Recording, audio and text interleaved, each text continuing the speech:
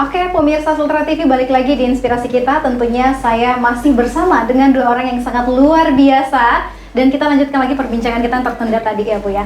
Nah Pak, Ibu, ini kan kalau kita dalam merintis karir, apalagi di dunia wirausaha, pasti kan tidak ada namanya sesuatu yang instan. Tidak ada yang mudah, pasti ada yang namanya tantangan-tantangan. Nah, kalau tantangan yang Ibu dan Bapak hadapi kemarin itu seperti apa Ibu? Tantangannya banyak ya, apalagi di dunia kosmetik ini kan kecepatan dalam mengikuti tren gitu ya, itu satu tantangan juga. Terus kita kan salah satu bisnis yang padat karya, dimana cukup banyak tenaga yang digunakan karena kan harus ada penjelasan one on one gitu dengan para pelanggan kan, bukan kayak sembako tinggal mereka tinggal ambil. Kalau ini kan mesti diliatin warna dan sebagainya, tentunya jadi padat karya. Nah, ngurusin orang ini loh Mbak, ngurusin orang yang banyak itu satu tantangan. Istilahnya lebih mudah ngurusin barang dibanding ngurusin orang. Ya. Itu maksudnya gimana Bu yang jadi tantangan? Ya karena kan yang pertama kompetensi dari tiap orang beda-beda, terus budaya dari setiap yang masuk ke kami kan membawa budaya-budaya masing-masing. Tentunya kita bagaimana nyatuin supaya jadi satu budaya bersama gitu. Itu sih jadi tantangan. Kalau saya sih tantangan terberat tentang gimana handle orang-orang. Oke, luar biasa. Nah, biasa kalau laki-laki dan perempuan itu tantangannya beda. Nah, saya mau dengar versinya yang Pak Hengki nih, gimana Pak? Iya, sebenarnya hampir sama mengelola manusia, mengelola karyawan. Ya kan salah satu misi kami itu kita mau memperdayakan karyawan kami. Karyawan kami jangan sampai itu saja. Kalau dia istilahnya advisor atau penjaga toko, kami harapkan dia bisa naik level menjadi seorang leader. Tapi itu kan karena dibutuhkan kompetensi, jadi harus banyak kita latih mereka, kita kasih training. Karena mereka kan latar belakangnya seperti tadi Ibu Nina bilang berbeda-beda, ada yang cuman lulusan SMA, ada yang sarjana, tapi sarjana pun ada yang sarjana hukum, ada yang komunikasi, berbagai macam jurusan kalau di kami. Jadi itu yang kami harapkan, bahwa mereka bisa menaikkan kompetensinya mereka. Karena ini Mbak, salah satu visi dari kami itu, visi dari perusahaan kami menjadi perusahaan yang membawa dampak kehidupan yang lebih baik. Jadi teman-teman yang bareng-bareng dengan kami, saya menyebutnya kalau tim kami itu teman-teman. Biar apa? Jadi terasa muda. Teman-teman. Jadi teman-teman itu gimana makin hari teman-teman juga yang bersama-sama dengan kami di ABS Group, Anugerah Bakti Sentosa ini terus bertumbuh dari sisi kemampuan, dari sisi value-value itu bertumbuh. Jadi memang misi kami menjadi perusahaan yang membawa dampak kehidupan yang lebih baik dan terus berkembang dengan tata kelola terbaik. Oke, luar biasa. Dan memang tantangan terberatnya itu adalah menghandle orang-orang gitu ya Bu ya, memberikan pemahaman kepada orang-orang. Nah, apakah ketika menghadapi tantangan yang kemarin, apakah Bapak Ibu juga pernah kayak merasa putus asa gitu? Mungkin kayak saking susahnya nih diberi pemahaman kemarin, jadi kayak merasa udah deh, nyerah aja deh kayak gitu. Pernah nggak Bu? Bukan nyerah sih, lebih ke capek ya. Capek juga pasti ada. Manusiawi, sangat-sangat manusiawi ya. Itu ada, aduh kok kayak gini ya, udah diajarin, udah dikasih motivasi, udah hampir semua cara kita lakuin, bahkan kita memberikan banyak pembelajaran, tapi ada yang bisa tumbuh, ada enggak, kayaknya capek juga. Tapi nggak tahu ya, karena mungkin visi kami itu bisa memberikan dampak kehidupan yang lebih baik, itu mungkin yang menjadi energi dalam diri kami ini. Kita bisa berdampak bagi orang lain, bukan saja dari sisi materi, tapi juga memberikan dampak mindset, pola pikir yang baik ke orang-orang di sekeliling kami. Memang berhubungan sama orang-orang kadang itu capek ya Bu ya. Capek juga. Nah, kalau dari Pak Hengki gimana Pak? Iya, kalau dari saya kan memang di perusahaan kami kan ada value Ya. budaya perusahaan yang harus kami pegang, karena kan setiap karyawan yang masuk ke kami kan memiliki budaya yang sendiri-sendiri. Harus kita persatukan di budaya kami.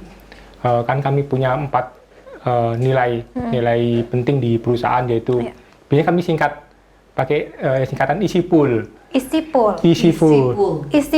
Integritas, positif, peduli, dan unggul. Oke. Iya.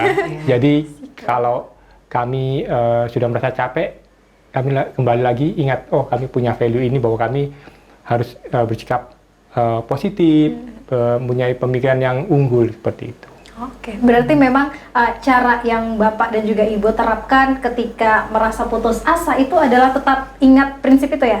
Ya, value yang kita punya, misi yang kita akan bawa, itu sih jadi sumber energi bagi kami untuk terus bisa berdampak.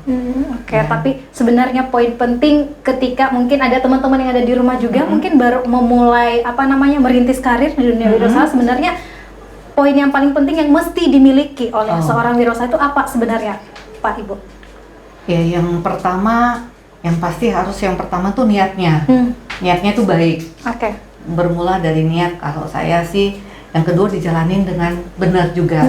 Jadi misalnya menjual barang-barang yang tidak membahayakan. Jadi niatnya baik, yang dilakukan dengan cara baik. Yang berikut memang harus punya semangat sih, pantang menyerah, semangat belajar, semangat untuk terus bertumbuh dan belajar. Itu sih yang kalau rekan-rekan ya yang pengen berwira swasta atau yang pengen memulai satu usaha, itu nggak boleh patah semangat dan terus belajar mengembangkan diri. Itu sih kalau dari saya. Mungkin Bapak mau nambahin, silakan Pak. Kalau dari saya, yang pasti yang pertama integritas.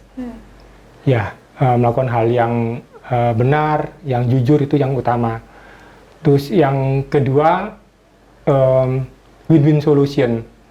Tapi yang utama, kasih win dulu ke orang lain, baru win ke diri sendiri. Oke, luar biasa. Dan memang tadi saya sempat ada tangkap sesuatu bahwa memang mulai aja dulu, tetap belajar dari pengalaman ya Bu ya, mulai aja dulu dan jangan patah semangat, jangan pantang menyerah. Nah, kemarin kan Ibu juga tadi sempat kita bahas bahwa memang usaha awalnya itu adalah dari jasa, terus tiba-tiba perangkap ke produk gitu, mendistribusikan suatu produk. Nah itu dari kemarin juga ada beberapa karyawan yang resign, tinggal satu. Nah sekarang mungkin bisa teman-teman juga lihat ya di Kota Kendari, siapa sih yang tidak kenal dengan toko itu. Nah itu gimana perasaannya Bu, dari nol, hanya satu karyawan, terus sekarang bisa memenuhi seluruh Kota Kendari lah, bisa kita katakan seperti itu. Ada juga sudah ada di Bau-Bau loh. Oh sudah ada di Bau-Bau. Oh sudah ada di mana aja Bu?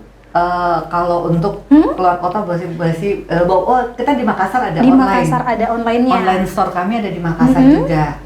Jadi selain retail perdagangan langsung, kami juga ada kelola online sih, online store. Di Makassar dan di Bau-Bau sudah ada juga. Bau-Bau tokonya. Toko langsung, toko fisik. Luar biasa. Nah itu gimana Bu perasaannya Bu, dari benar-benar berjuang dari nol sekarang sudah wow gitu. Seperti apa? Rasanya gimana ya, nggak pernah saya pikirin aja, saya let it flow aja, ngikutin perkembangan perusahaan. Kita jalanin step by step, kita nggak langsung mau minta yang tinggi gitu, nggak. Step by step langkahnya kita ngikutin step by step, sabar gitu, ngikutin proses gitu. Nah kalau dari Pak Heki sendiri, pernah nyangka tidak Pak sudah sampai di titik yang seperti ini? Ya sebenarnya nggak nyangka punya karyawan bisa sampai 100 lebih, itu nggak nyangka sebenarnya. Kalau dari saya pribadi, kalau ada karyawan kami yang resign, kami selalu ngomong sama yang bersangkutan, semoga kalian kalaupun di tempat baru harus lebih sukses. Karena kan kalau kalian ditanya, dulu kerja di mana? Oh di toko beauty. Kan ada kebanggaan bagi kami. Luar biasa sekali. Nah, mungkin ada ditambahin Bu? Enggak sih ya, kan yang seperti tadi visinya bukan hanya kita berusaha untuk nyari apa ya keuntungan, tapi bagaimana kita berdampak bagi orang-orang di sekeliling kita. Kebayang nggak Mbak? Kalau kami di dalam tim kami kan ada sekitar 170 ya? Ya, ditambah dengan ada SPG itu sekitar 90 ya, sekitar 260. Tapi kalau kita bisa memberikan apa ya mindset yang bagus gitu loh, dia bawa ke keluarganya, berapa banyak orang yang bisa apa ya bukan berubah ya, mindsetnya jadi lebih bagus gitu loh, berpikiran lebih positif lah ya Bu ya, berpikiran lebih positif, punya semangat maju, jadi punya dampak bagi lingkungan yang cukup besar. Gitu sih. Oke, luar biasa. Memang kuncinya itu adalah selalu berpikir positif ya, positive thinking lah istilahnya ya. Oke teman-teman di rumah, kita akan kembali setelah yang satu ini. Jangan kemana-mana, tetap di Inspirasi Kita.